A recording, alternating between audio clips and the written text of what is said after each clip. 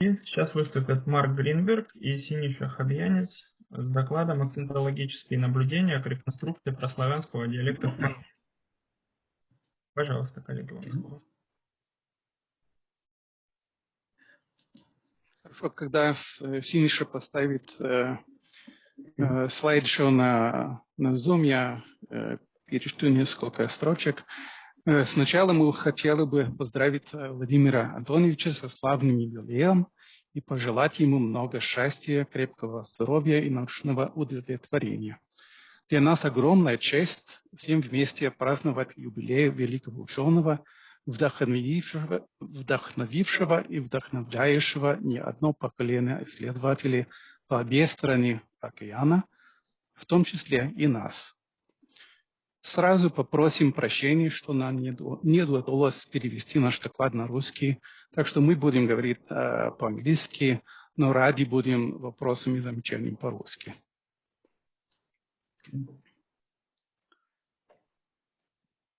Ну, как Синиша, все в порядке? Будет, да? Down below it says share screen, and then you choose the... It's okay. It's good? Yes? Okay. So just a couple of preliminary remarks. Our project started just a few weeks ago, so we're still in medias res. Our goal is fairly limited. We are writing the entry for the Encyclopedia of Slavic Languages and Linguistics on Pannonian Slavic, and our goal is to collect the opinions that have been formed on the formation of the Pannonian Slavic dialect, which of course does not exist anymore. And so the evidence mostly goes through Hungarian. Much of it is lexical. So for example, we've considered Kurkina's, Hilimski's, and Nevaklovsky's work on the lexicon that both comes through Hungarian as well as in the circumpannonian dialects that survive today. We have a much narrower focus in our presentation today. We're focusing only on correspondences between what we call circumpannonian dialects that we are examining today, mostly focusing on Slovak, and then in the South Slavic area on Slovene, Kajkavian Croatian, and Posavina Shtokavian, with a little bit of a glance at Southwest Ukrainian dialects. And we've made a list of some promising features that we can collect. As we started digging, we found that there were many issues that are not completely solved, and so we have more work to do even after we finish this presentation. And so we, of course, would be very glad for your suggestions. Some methodological matters. First of all, we also think of this as a problem of thinking about how the Pannonian Slavic dialect may actually have been. It's sometimes been treated as a transitional dialect between West and South Slavic. Of course, it has. Sinisha will say a few words about how this has been conceived in the Slovak literature. But we also noticed that there's good reason to think of it not as a homogeneous dialect, but rather as one that may have quite a bit of variation in it. So, for example, in recent years, there's been a good deal of evidence by scholars such as Henning Andersen, Joseph Schallert, and myself, Marek Meyer, who's here today, who have recognized that there are radial distributions of what I think of as founder population relics from the original core area after its dialect differentiation in the area of Ukraine today. But we also have to realize that innovations go on through sociolinguistic pressure, even so, and so that there's a countervailing trend of innovations that take place over this territory as well that we detect in the Circumpannonian dialects. One particular interesting radial deposit of an archaism might be mentioned in a work that was brought to our attention by Mate Kapovic, where he was collecting dialect with members of the Moscow Accentological School in the Slavonian area. It was noticed that one dialect, instead of having the normal word for ram, ovan, had the word baran, as it is in East Slavic.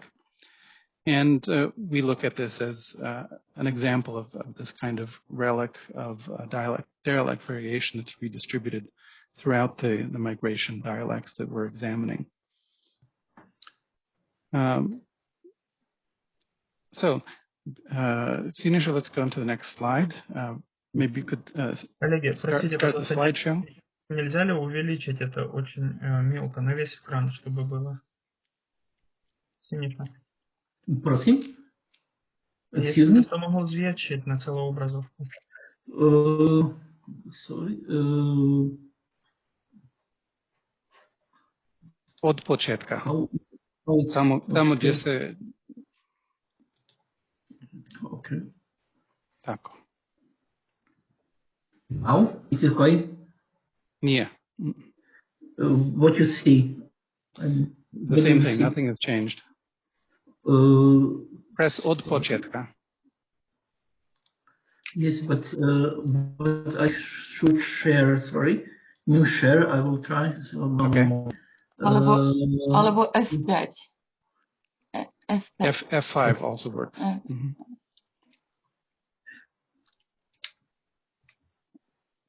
Because they doesn't... Oh, okay. It's okay. One moment. Now? There we go. Lepší. Okay. Yes, so back up okay. one slide. Yes. Okay. So back one slide, and Sinisha, you had something to say about the map.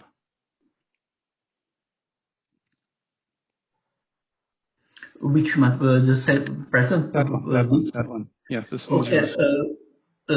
It just shows the traditional view of Slovak historical linguists that were imagining discrete border, relatively discrete border between West Slavic and South Slavic, and all efforts were, especially by older authors like Jan Stanislav, especially to prove that Slovak or West Slavic occupied the most southern area. But we are starting from the view that Pannonian was a Slavic continuum between West Slavic and South Slavic, so there weren't discrete borders between two groups of Slavic languages. Okay. So in the first table here, this is just to remind us all of the cognitive dissonance between the fact that this is a Hungarian-speaking area today and surrounded to the north with fixed-stressed systems.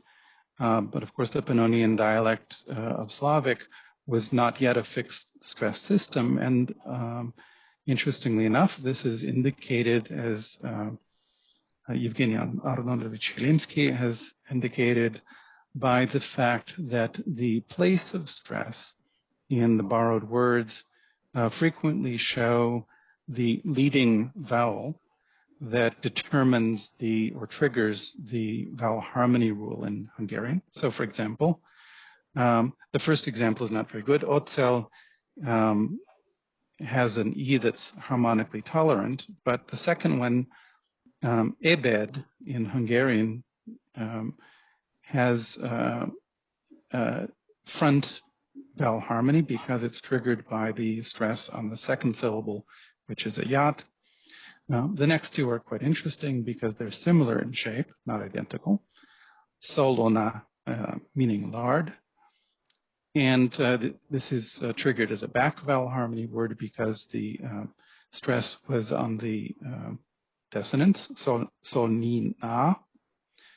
And then the next word, stelence, a casket, sunduk, small box, from solnica is triggered as a front vowel harmony word because it's stressed on the E. Similar, we have chorda, back vowel harmony because it's stressed on the back vowel A, and dioget or dieget becomes deget in Hungarian. Okay, advance the slide, please, Sinisha.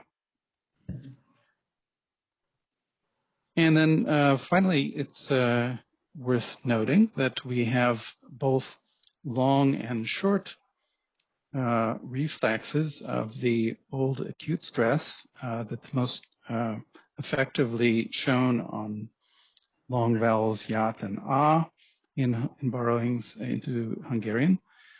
This is quite interesting because we have almost everywhere where there's sensitivity to quantity, so in all of the relevant dialects, normally short reflexes. So for example, we have mostocha, which comes out short, and kamen, which comes out koman in Hungarian as a short, but we do have evidence here and there of long vowels that might very well reflect the original length of the old acute stressed word. So for example, lobat for shovel, boratom for friend, besed in speech, for speech, and ebed again for dinner, and somsed for neighbor. Next slide, please. So among the first candidates for a Pannonianism is the long theme vowel in the etheme vowels in the C accent paradigm C present tense. This is fairly complicated because, of course, there are long and short reflexes found throughout both the Czechoslovak area and Western South Slavic. And so one needs to examine the system of each of the dialect areas and down to the individual dialects. But what is quite interesting is that Slovak has generalized this pattern, not just in the C stress presence, but if Masinas corrects me, also generalized to accent paradigms B and A as well.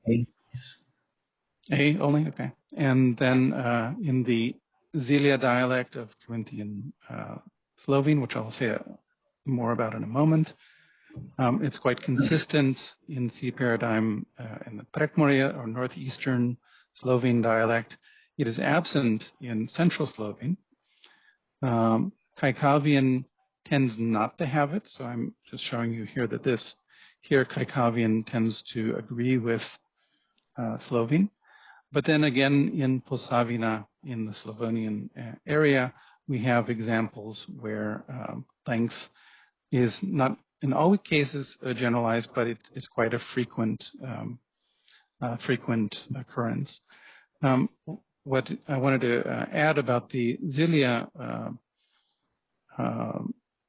reflexes is that several years ago I was tempted to see this as a common innovation between Prekmoria Slovene and Zilia, but as it turns out, the reflex of the does not agree with what's called the stalno dolgi, or the always long vowel, which we see with a different reflex, which has jian, if I'm not mistaken. Perhaps Taman can correct me. So this indicates that the length was generalized, but may not have been at the same time depth as the Prekmoria length is, or the Slovak length has been generalized. So this suggests that there are some open questions about whether this is a common innovation or simply the spread of a general tendency outward from the Pannonian dialect area. Okay, next slide, please. Yes. Another promising category, one that also has open questions with it. As you can see, there's some variation, but we do have unexpected length in the type volia, which corresponds in Slovak, particularly in the Central Slovak dialect, which has the diphthong volia. And then Kajkavian normally has a long circumflex and neocircumflex here. And then another example would be Koža, which has short in Slovak, but in Slovene and in Prekmurje it has length. And here, Prekmurje, in contrast to the volia token, actually has a long vowel unexpectedly corresponding to the Kajkavian long vowel. And it's notable, too, that Prekmurski has this even with the N-stress type in the type Meja, where it has the equivalent of the yacht reflex, which is the indication that this has long been a lengthened in the root here.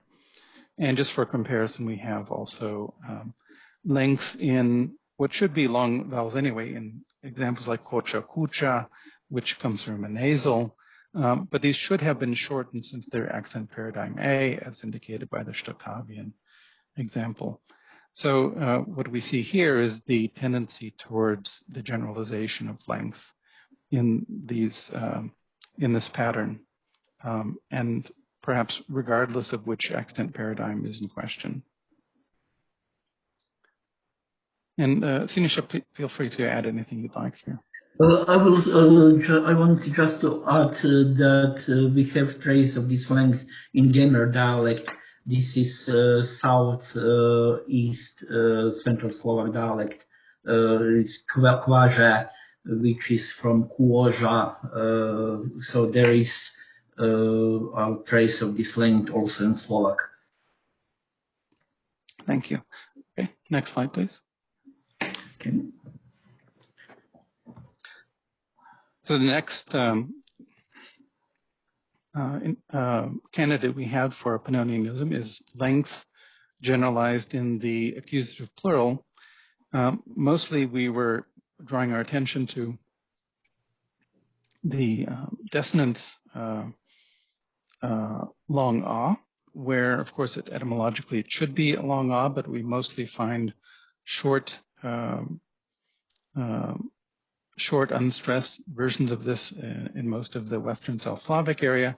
However, Slovak regularly has long ah here. And intriguingly, even in the Eastern dialect, which normally does not have length here, we have evidence for a somewhat raised version of ah that is thought to be, albeit from a very early and singular description, a reflex of a formerly long ah. We also have in Slovene, these are lower carniolan or dolensko reflexes, kula for kola and ukna. And these are the same reflex of the vowel as in bug, which means that these have been lengthened at the same time as the circumflex was lengthened, which is considered to be the earliest quantity change within emerging from the Slovene territory, the Central Slovene territory. Prekmurskin regularly has length here. We have kola, meaning wagon, oka, from oko, meaning grains, vuja, which is the plural from uho, believe it or not. And then we have resheta, oknya, oknya with the long diphthong. This is the plural for windows, leta for summers. And then we also have what looks like Ivšich's retraction, may or may not be, kolena for the plural of koleno, and mesta for the plural of places. And intriguingly, Kaikavian has long reflexes here, either rising tone, neoacute, kola, okna, sela, and then the expected neo-circumflex on the accent paradigm A types, mista. And this is reflected, at least in one example we were able to gather, there are probably more, where Posavian has miesta with a long preserved as such in the postonic position. Sinisha, if you have nothing to add, please. Okay. And I would only have a couple of words about the importance of Slovak language material for this research, and to the contrary, how these new insights presented by Professor Grinberg help us in solving the problems of the development of Slovak, which are many because of the lack of early records of the language. The earliest reliable records of Slovak are from the 15th century, which is very late.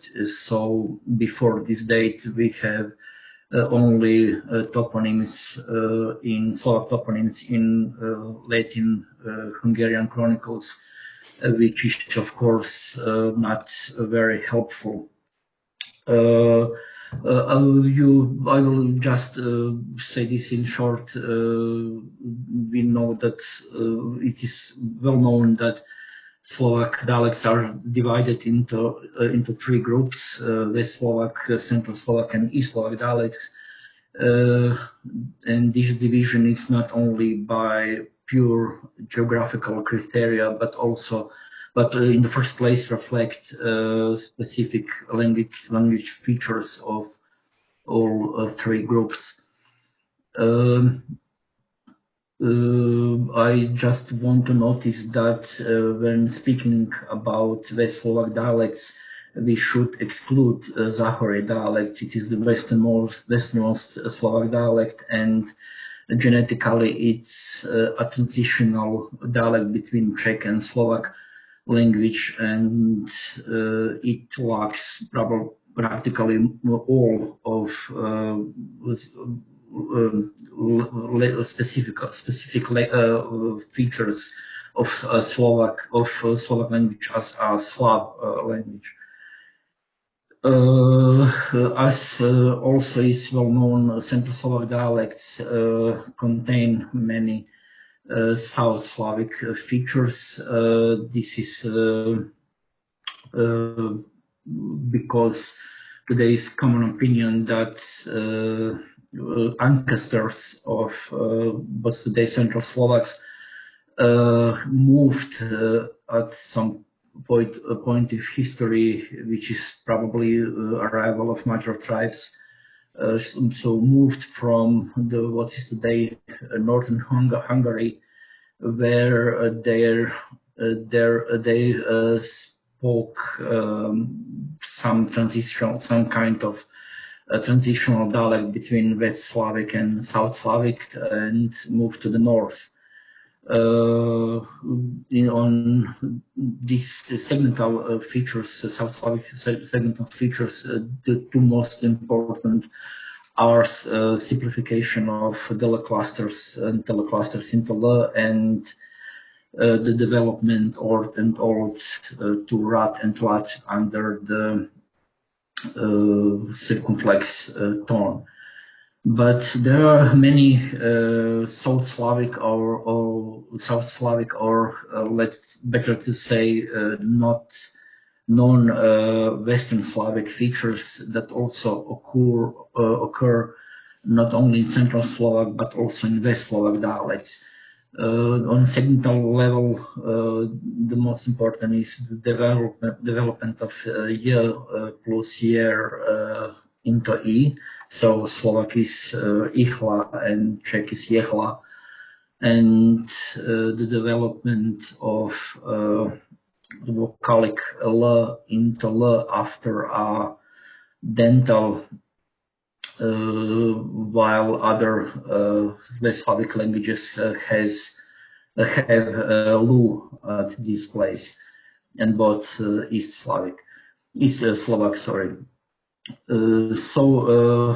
will just go back for a while. So this South Slavic features in West Slovak dialects had been explained by older scholars like as an influence of Central Slavic dialects, but first of all, it is very hard to prove, and second, it is not logical from sociolinguistic point of view, because what is today West Slovakia was part of Great Moravia and was economically prestigious in the earliest centuries. So we can the best way to explain why some South Slavic features occur also in West Slavic dialects is to consider them as a Pannonian innovation that spreads both to the south and to the north, reaching what's today West and Central Slovakia. In this context, in this way, we can also consider the features presented by Professor Grinberg, like the length in Nessian, the present of verbs belonging to the accession paradigm C, the length in the nominative plural ending A, and the voya type as Pannonian, simple Pannonian innovations that spread to the north. Most important thing is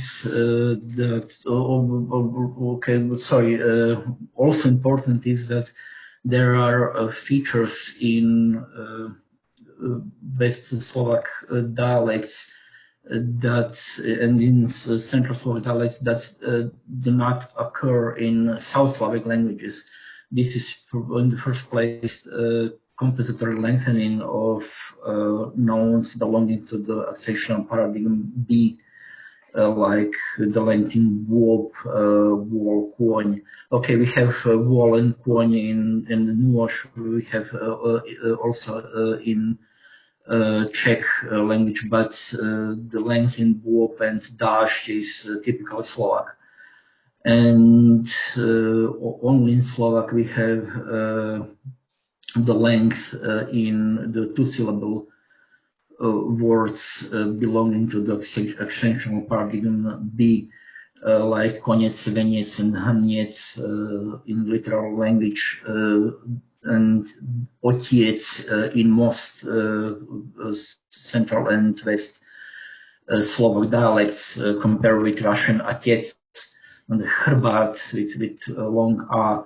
And in dialects also život, compared with Russian život on the last syllable.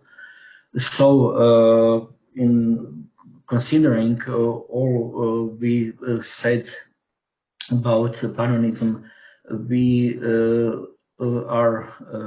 can reconstruct this length for at least as a limited Pannonian innovation, so let's say to have occurred in northern part of extinct Slavic Pannonian continuum. I will also show the distribution of these lengths in Slovak dialects. Okay, we have the length in the present of verbs belonging to the accentual paradigm C, which has the length only in Central Slovak dialects. This is Topolčany dialect with monophthongization of the diphthong, but because this length, as Professor Grinberg presented, occurs only in Circumpannonian South Slavic dialects, we can consider it as Pannonianism. Or this is the length in Bob. We see the consistent length with diphthong in Central Slavic dialects, and also the length in Bob, because West Slavic dialects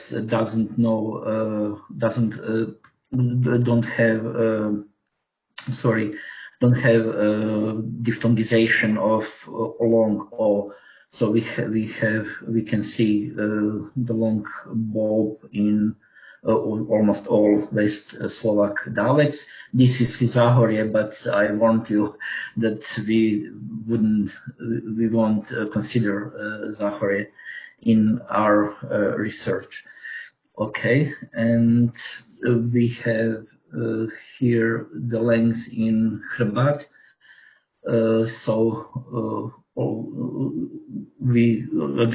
We have the length in Central Slavic dialects, most of them.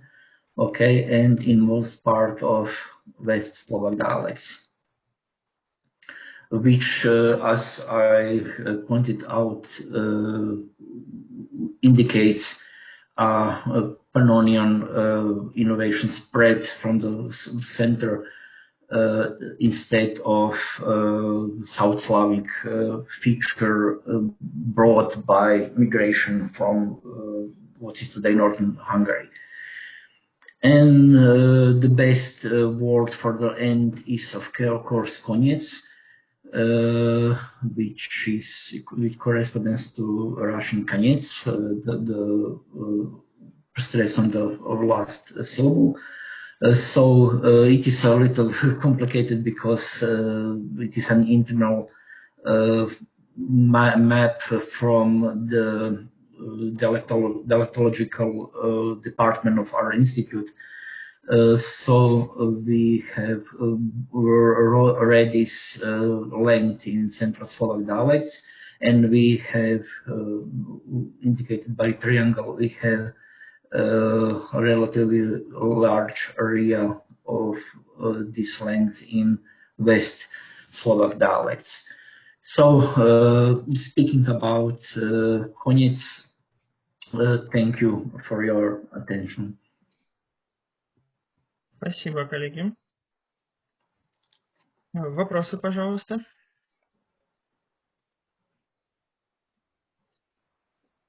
Не вижу поднятых рук. Ага. Пожалуйста, Тейман. Super.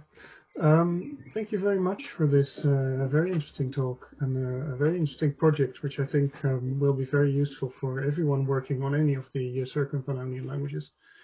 To briefly respond to what Mark said about these Gautal forms, I agree with you, Mark. I think these vowels must go back to short vowels in the present tense of mobile verbs. So I don't have a good explanation for that, but the reflex can't be that of old long vowels.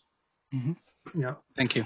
So those are probably the same reflex is found in Resia, where you have a short reflex rather than a long vowel. Exactly, as we'd expect. Yeah.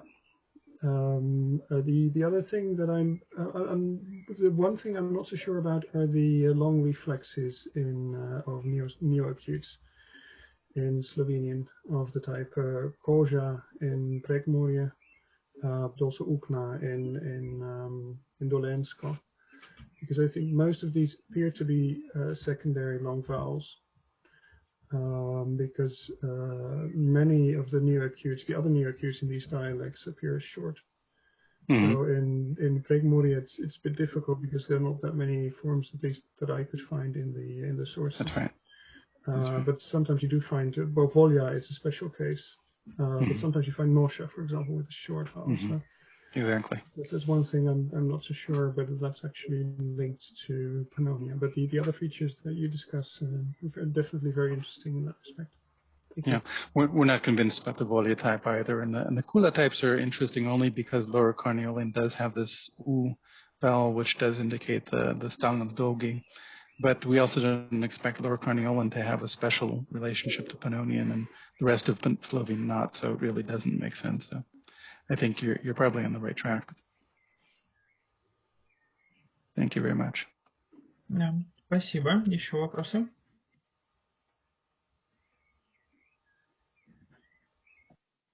I have one. Нет больше вопросов? Есть. Кто говорит? Я не вижу. У меня вопрос. Мате, пожалуйста. I want to just add, I'm not sure if I got what you were saying about the length in nominative plural in Slovene, but I think that, in my view, this length in kola and okna is just common, the general Kaikavian Slovene innovation. It occurred in all Slovene dialects, but in Kaikavian it's easily seen, and in Slovene it's not.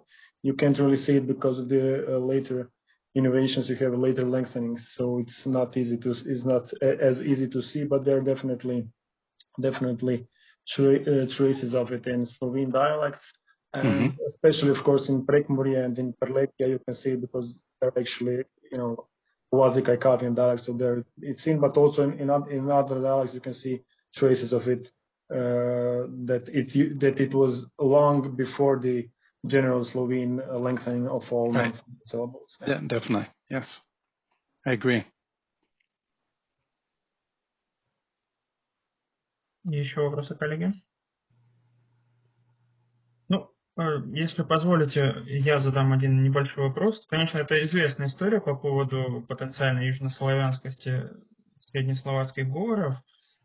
И, честно сказать, не все аргументы звучат убедительно, но вот я на одном хотел бы остановиться, а именно на S, как часи, потенциальный рефлекс второй палатализации. Мы ведь знаем, что приблизительно то же самое мы находим в польском чаще, и это давно и успешно объяснили как аналогию, в общем-то, когда по итогам второй палатализации к игу мы получаем свистящие рефлексы, а к шипящие это выравнивалось. И даже в современном польском мы наблюдаем еще раз такое же выравнивание, когда у прилагательного «добрый» в личном мужском роде в именительном падеже будет форма «добрый» литературно, но разговорно появляется форма «добжи». Да, вот как результат аналогического выравнивания. Почему бы не предположить подобное аналогическое выравнивание для среднесловацких говоров? Sorry. Do you hear me at least? Слышим тем. Yes. Well, I'm not able to get back the picture. Okay. If you noticed, I put in my presentation, I said two most important features are rat, lat, and l for the l. And I said I've written then that we have, for example, Czech Česi, but there is Šedivi in Slovak and Sherry, which indicates that I completely agree with you that this S in Central Slovak are the result of analogy and not all South Slavic feature. I completely agree. Я тоже обратил на это внимание. В таком случае это не может быть аргументом в пользу южнославянскости среднесловацких говоров, правда? То есть так же, как перешедшее в «л», ведь нечто подобное, во-первых, мы находим в части лужицких говоров, а во-вторых, это в целом довольно банальный процесс, и совершенно не обязательно он должен быть связан. Что там в части лужицких говоров, позволю тебе вторгнуть? Меня не видно, хотя я пытаюсь, но тут мне не показывает. Насколько я помню, из статьи Шустершеца что-то подобное точно было в части лужицких говоров. Нет, если это такое что-то подобное, если в чешском, тогда shell какой-нибудь, но там это доказывается, что это shell. Shell, понятно, не имеет к этому отношения. И в лужицких тоже это. Я позволю себе еще прокомментировать эту самую чоси, Мниси, Реноси и так далее. Есть еще один аргумент в пользу этого. Это не надо рассматривать в отличие от польского современного чаще и прочего, не надо рассматривать изолированно, а в среднесловацких диалектах есть тип стреха на стрече. Вот. Чего нету в литературном, соответственно, чередование опрятилось, но отмечают, что стреха на стрече есть. Все, тем самым это юго-восточная такая... Нет, совершенно не обязательно. То есть, если выравнивание могло быть в форме минимального множественного числа мужского рода, то не могло. Кстати, а на стреха какое выравнивание? Почему выравнивание?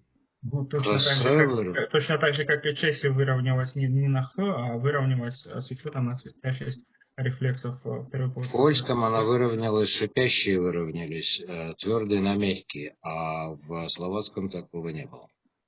Так что это самое, как бы, это считается бесспорно одна из черт. Нет, ну было бы странно, если бы вот в грамматически обусловленных формах мы находили «с», а в корне внезапно «ш», ну...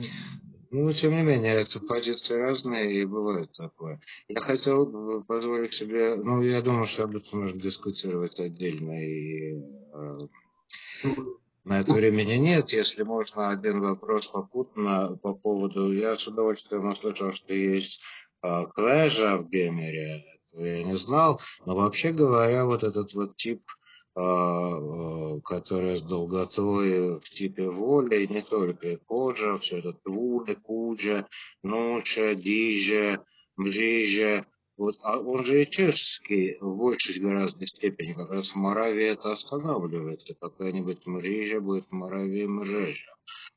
Вот, так что считать это паннонской чертой, где Чехия, где Паннония. Мне кажется, это несколько натянуто. Нет? Ну, у меня есть маленькое замечание, можно? Конечно, Сергей Львович, но, может быть, Синиша ответит Сергею Сергеевичу еще. Марк Гринберг ушел на экзамен, поэтому Синише придется отдуваться. Ну нет, я не настаиваю на ответе, а просто я это вбрасываю как замечание для размышлений. А я тоже по этому же поводу, поэтому ответ все равно будет один. Ну, насчет Чехии и Шеда, здесь два решения можно все спокойно. Корней Хе начально, ну, Хе перед ятем мало, и, собственно, два, которые такие вот попадаются. И поэтому с тем успехом они могут быть из соседних диалектов задержательных, как и выравнивается писи по этому самому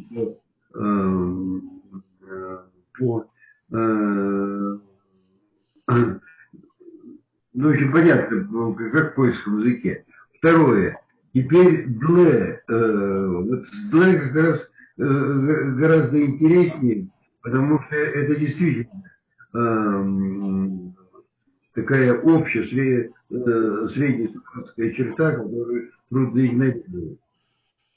И здесь же речь не идет о каких-то маргинальных позициях, типа шедл и так далее. А здесь же и разговор идет о том, что ортло это рало, а не рало. И третье как раз насчет этого ортло. Ведь еще третье есть изоглосса, который забыли в обсуждении, и это развитие орт. Врат и олд влад без исключения, то есть нету рефлексов лот и рот. И вот это очень такая сильная, как раз сильный аргумент в пользу более южного происхождения среднесловацких говоров, потому что восточные и западнословацкие говоры имеют, ну, если это не старый кут, то имеет рефлексы роли. Поэтому, конечно, Чехия это, ну, крайне сомнительный пример. А вот отсутствие перехода тле и вот это орт в рот, в рат, это сильный аргумент. Тогда Ну, вот как раз нас... all я не спорю, но по поводу тло, вот я как раз вывел на экран отрывок из статьи Шустершеца, где он пишет о подобном явлении в Нижнелужицком. И... Причем Нижнелужицкий? Как это причем? Если в Нижнелужицком, значит, тло могло упроситься независимо от южных славянских языков, почему в словацком оно не могло также независимо упроситься? Это довольно банальная инновация, это не что-то такое необычное, чего не могло быть независимо. Восточнославянских языках она тоже упросилась независимо от южнославянских. Это дело не в этом. А разговор-то идет о очень и очень маленькой территориальной словацкой диалектном ареале, в котором неожиданно в среднесловацком дает «лэ». А причем тут Лужицкий, который за 1000 километров. И можно говорить, можно сравнить болгарский, там, сербский, мало ли что. Но словацкий как раз здесь имеет рефлекс особый, не похоже на политическое развитие, такое вот, состояние. Позвольте мне здесь не согласиться, Сергей Львович. Ну ладно, мне кажется, мы совершенно выбились из регламента. И если больше нет вопросов к Синише, то нам нужно переходить к последнему докладу. Есть еще вопросы? Нет, только если могу, короче, да, если разрешите, так лучше по-русски. Так, дело в том, что по поводу той палатализации и дальнейших перемен, значит, той язычной эволюции, там просто, об этом вы уже говорили, там просто нет та самая ситуация в словацком языке, как в чешском. Там есть разницы между тем, какие влияния приходили, и откуда. Словацкий язык, наверное, это западнославянский, но в принципе там есть южнославянские и дальнейшие влияния. Там не можно ту палатализацию внимать тем же самым образом. Но в принципе это уже здесь было сказано. Я только показываю, что от времени профессора Лампрехта в тех мнениях ничего не изменилось с чешской стороны. Да, так только так. Хорошо, спасибо за комментарий.